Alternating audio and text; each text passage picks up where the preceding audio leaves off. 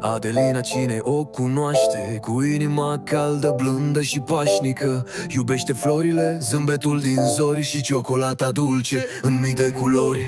Adoră pusul ce pictează cerul și liniștea nopții ce spune misterul. Răsăritul de soare ce lin răsare iluminează visul în fiecare zi care apare. Se plimbă prin parcuri cu dor și iubire, alături de cel drag, cu toată simțire.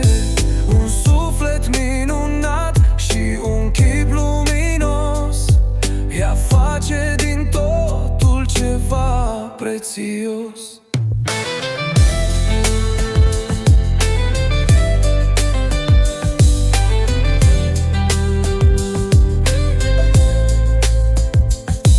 Niciodată nu uită ce-i drag și curat, pe cei prețioși ce în inimă i-a purtat.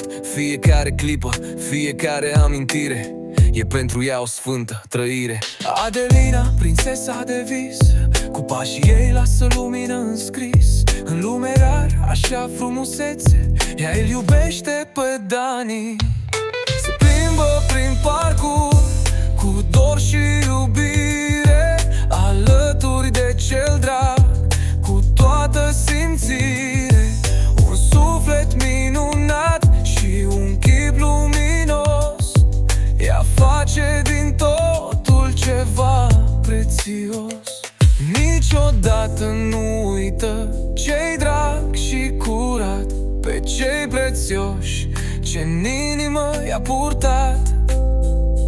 Fiecare clipă, fiecare amintire e pentru ea o sfântă trăire.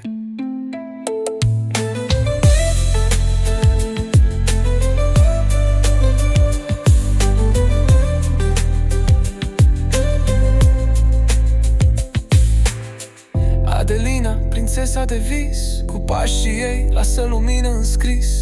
În lume rar așa frumusețe, ea îl iubește pe Dani.